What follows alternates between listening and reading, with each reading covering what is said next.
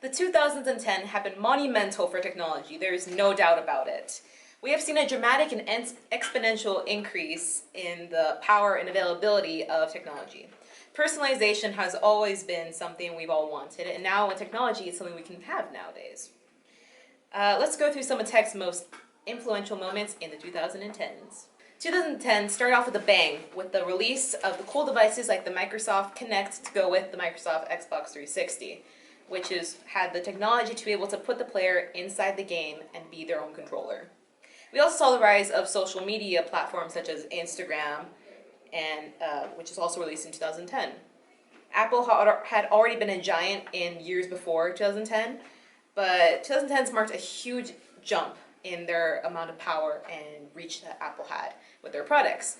In 2010, Apple released their first iPad, the iPhone 4, and iOS 4 were all released. In addition, 4G LTE technology was first made available in 2010 and 2011. In 2010, we got Uber, Snapchat, Adobe Creative Cloud, and the first Chromebook laptop. We also got the new MacBook Air, the iPhone 4S, the Kindle Fire, the Nest, and the iMac. In 2012, we got the Oculus VR, which marked the rise of virtual reality technology, as well as the Nintendo Wii U and the Microsoft Surface tablet. And for those computer science geeks, 2012 saw the release of the Raspberry Pi, a low-cost credit card-sized computer which can be plugged into any computer monitor or TV and enable people to explore computing and learn about programming. In 2013, we got the PlayStation 4, Xbox One, the Nintendo 3DS, as well as the launch of everyone's favorite social media, Vine. We also got the iPhone's Touch ID security system, which have now been in every iPhone since, and the Google Glass, which flunked, but still important. And also the Oculus Rift, another step in virtual reality. In 2013, Elon Musk also revealed his plans for the Hyperloop, which still haven't been created yet, but big steps. 2014 gave us some of the greatest in digital assistant software, such as the Amazon Alexa, and everyone's favorite USB, the USB-C, was officially released. Also, the Apple iPhone 6, Microsoft Surface Pro 3, and the Apple iMac with Retina 5K display were all released in 2014. 2015 gave us the Apple Watch, Samsung Galaxy S6, Apple MacBook, the new Apple MacBook, Windows 10, and the new Apple TV, the iPhone 6s, the iPhone 6s Plus, and the giant Apple iPad Pro.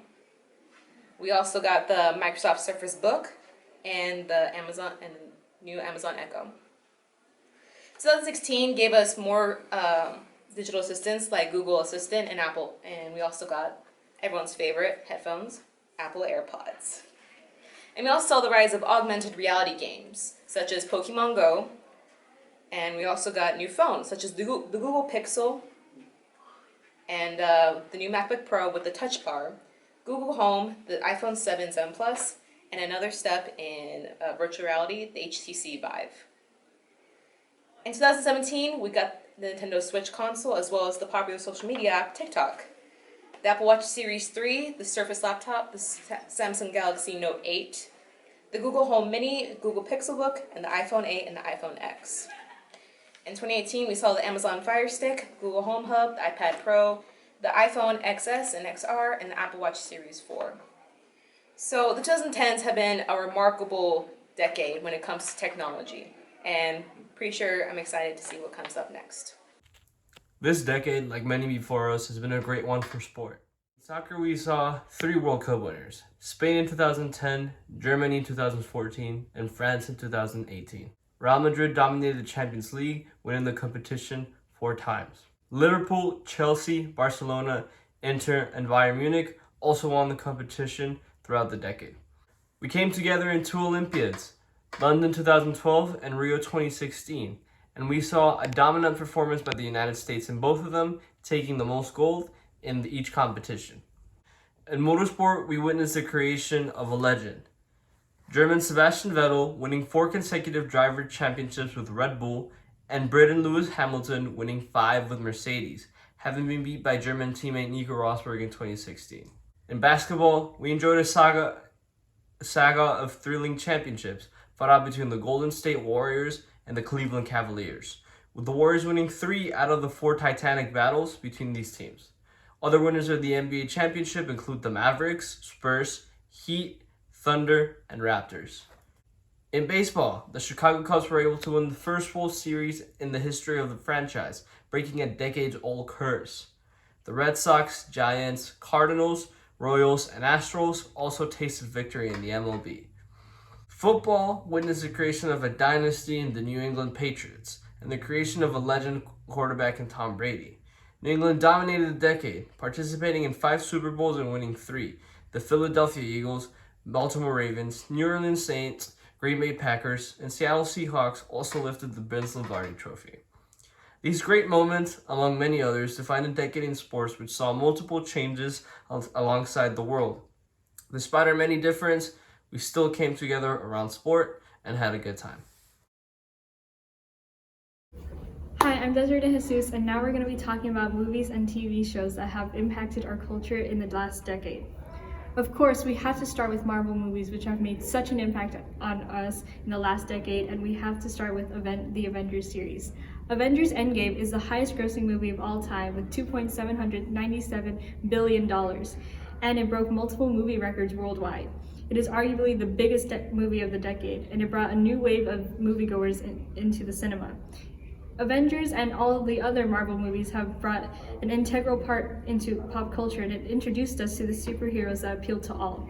Marvel also broke a lot of social barriers by bringing representation onto the screen, such as Black Panther, which brought African Americans onto the screen, and Captain Marvel, which was the first female-led movie for the franchise. Now we move on to one of the biggest shows from art, which is funnily enough from not this past decade, from the 90s, Friends. This TV show has made an impact on also our generation because a lot of people are watching it on Netflix, and it's brought a lot of impact onto our generation. It's also one of the top streamed shows on Netflix, and it still has the influence it had back then now. Stranger Things is arguably one of Netflix's biggest original shows.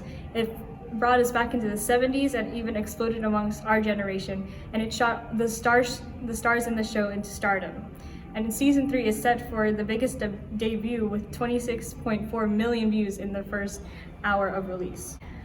The Office had its 4 last running seasons debuting into this decade, and it still has a lasting effect 6 years later. It's the biggest streamed Netflix show, and it launched the career of many people who became household names such as Steve Carell and John Krasinski. The movie Get Out by Jordan Peele has brought a new wave of cinema into horror. It's one of the most influential movies of the decade. It has brought perspectives of global issues such as racism and social landscape into light. The final Harry Potter movie was also released into this decade, and it's arguably the fans' favorite of the series. It made Daniel Radcliffe, Emma Watson, and Rupert Grint into stars, and it brought an incredible wrap-up into the star's journey of the series. This filming era for Disney brought some of the most popular Disney movies such as Wreck-It Ralph and Frozen, which of course brought the infamous song Let It Go into our decade. Many long-awaited sequels came out, such as Finding Dory and also Incredibles 2, and it brought an end to the Toy Story films. Star Wars introduced a new trilogy after 10 years, the prequel trilogy in this decade. It brought some new and old characters onto screen, such as Luke Skywalker and Rey, who is a new star in this trilogy.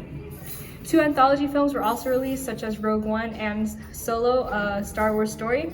Force Awakens was the 4th grossing highest film of all time with $2 billion and the highest grossing Star Wars movie of all time.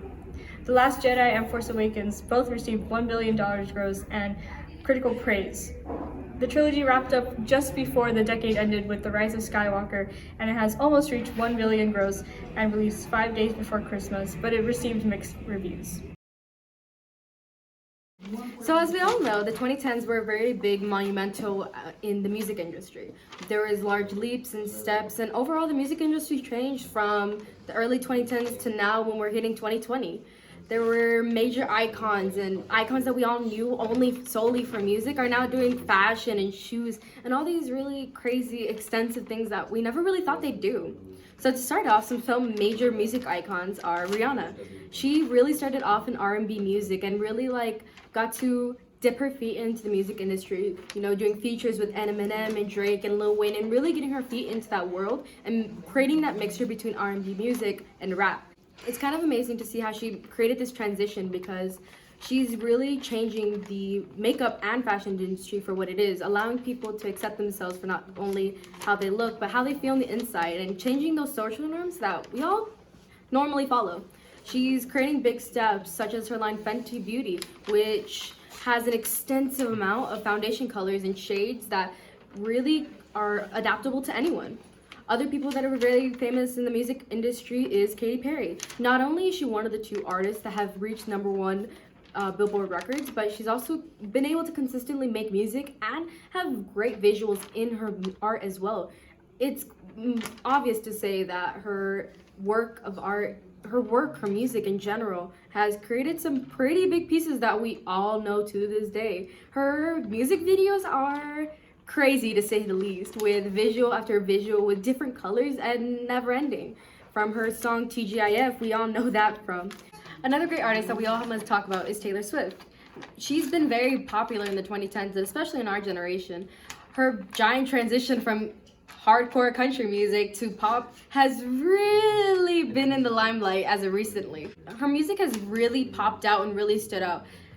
Overall, her performance is also really good. People listen to her music, and there probably isn't a single person that doesn't know at least one Taylor Swift song, whether you like it or not. Overall, her music has genuinely impacted our generation, and it's pretty interesting to say the least.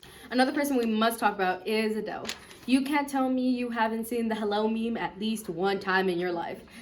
All her music has really gotten us into our feels. Her music truly created vibe music. There's no doubt about it. From Someone Like You to, Hello, even that one was good before the memes started. Time and time again, rap has always topped the Billboard records. To this day, you can't say you've listened to a rap song at least once in your life. They've overall really changed over the years, especially this past decade. It's really made a transition from what it was in the early 2010s to what it is now, almost hitting 2020. Some of the people that helped create this industry was Lil Wayne. He really helped create rappers and help them get their start and really just change it overall. A person that really helped shape the industry and changed it all for the better was Eminem. He's now not only a writer, but he also writes songs for multiple other people, as well as is an actor. And it generally helped start his career. And not only does he rap about his life and his daughters, and truly overall, he's able to collaborate with different movies. He helped write the album for the movie Venom, and has overall really been a hit so far.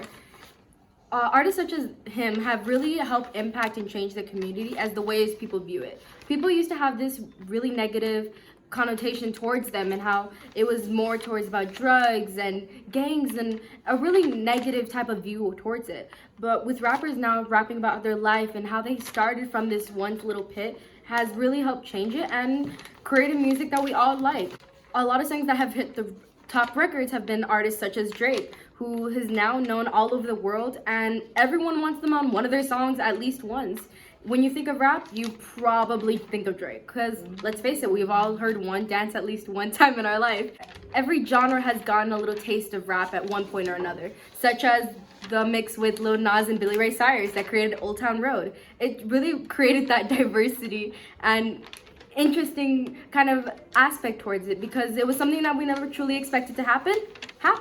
There has also been a very large mix between R&B and rap, which usually didn't really happen. Rap used to be this sort of freestyle type of way, and Drake really helped also change that. He started mixing R&B more into his songs, and it really helped create this kind of singing environment where you could sing to the song, and a few verses later there was a rap verse. So it really helped create that aspect in the songs that helped catch the attention, because they were catchy.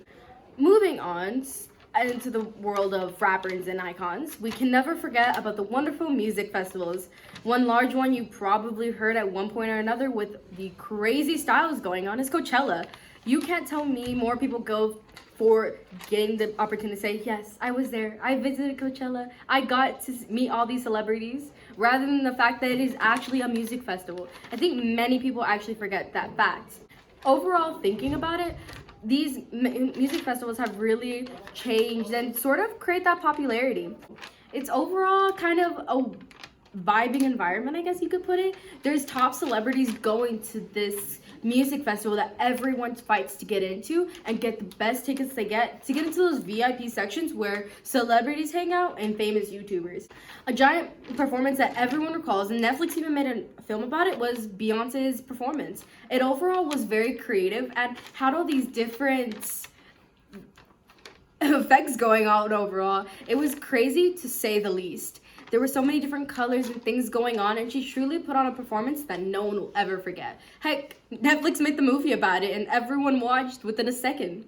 Another type of music festival that unfortunately has come to an end was Vans Warped Tour, which really put to shine the punk rock type of music that helped a lot of bands get their start. Unfortunately, last year they did put their tour to rest after starting in 1985, which was kind of sad to many people, especially famous YouTuber Jeffree Star, who was able to, I believe, at one point or another, get to perform at Warped Tour, which is generally a big honor because thousands of people sign up to go to this event, and it's a traveling music festival. Who doesn't want to go see that?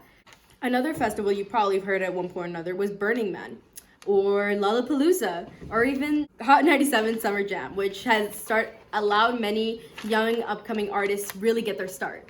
Music festivals have really allowed the openness of music and people to meet other people that have the same taste in music as them. Now the evolution of Beta now becoming World Scholars, I think it's a lot more not necessarily academic, but it's a lot more rigorous. And some of the students who get involved in now the IB program that we've done away with the AP stuff, I think the level of work is challenging, but it's more open to a way where they can actually apply themselves and think for themselves differently rather than me just giving them and spoon feeding them everything. But I really like the IB program because it gives me the chance to be creative with it, to choose what I want to teach instead of not being given that opportunity.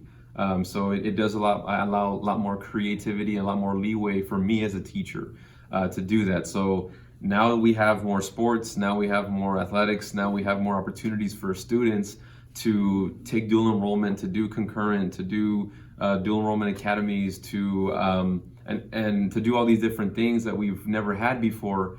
Plus, I see a lot more students getting into bigger universities that aren't necessarily only in the state, but out of state. And I think that's really because of the rigorous programs that we put our kids through, where they go to college and they actually say it's not as hard as I thought it was because you all prepared me for that. So the college preparedness, even though it's been a theme throughout the time that I've been here, I really see students now struggling less when they do the IB stuff, they do the college stuff, and those are just opportunities that have been given to, frankly, everybody who can apply for it. And I think those changes are really, really cool and unique for the kids. The changes that have transpired over the past decade is we transitioned from a pre-AP campus to an IB, a full IB campus. And with that came changes in curriculum, changes in expectations, not only for students, but for teachers. It's very challenging, it's very rigorous, but at the same time, it makes it very exciting because the teachers are learning right along with the students. The IB profile, the framework for IB is for all people, students and teachers alike. And I really do buy into the philosophy, the IB philosophy of, creating very well-rounded students, people, young adults that are going to go out into the world and become very productive, positive, influential global citizens. So when I first started, it was back in 2010 at the beginning of the decade, and students were they just sat down, they just did their work. There was not really a lot of conversation or a lot of things back and forth.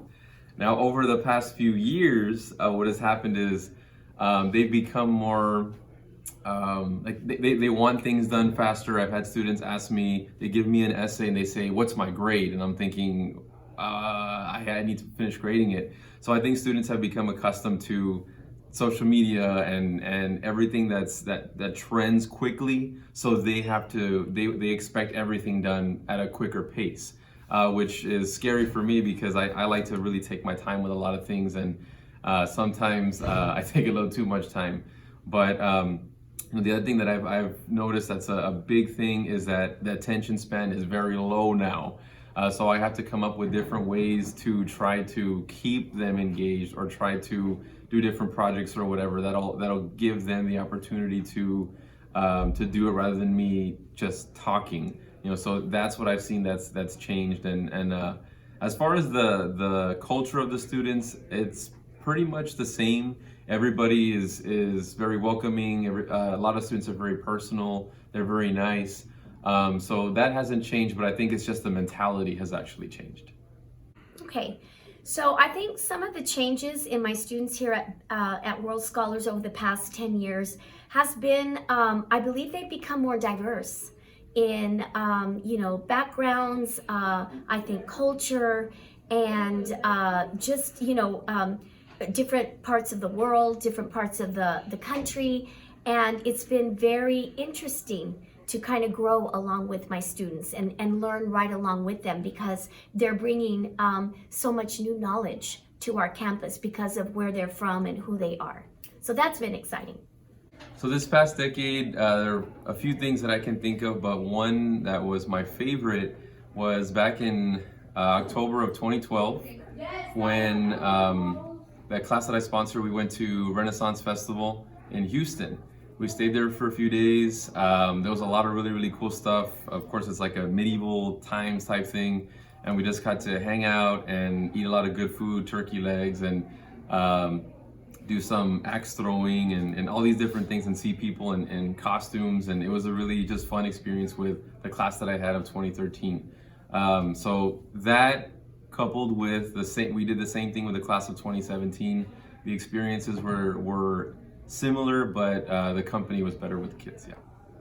I have to say that one of my favorite memories in the past decade as a teacher here at World Scholars is the year that I took a group of students to Europe. We went to Spain and France, and it was such an enlightening experience for me as to get to know my students on a much more personal level, to be able to interact with them, where we were all kind of learning together in a foreign country, experiencing different cultures and foods and transportation and language. It was just it was a fabulous experience all the way around. Even when we got ourselves in a little, not trouble, but little pinches where we didn't understand the language, we came together and we figured things out, and it was awesome. So I would say that's one of my favorite memories.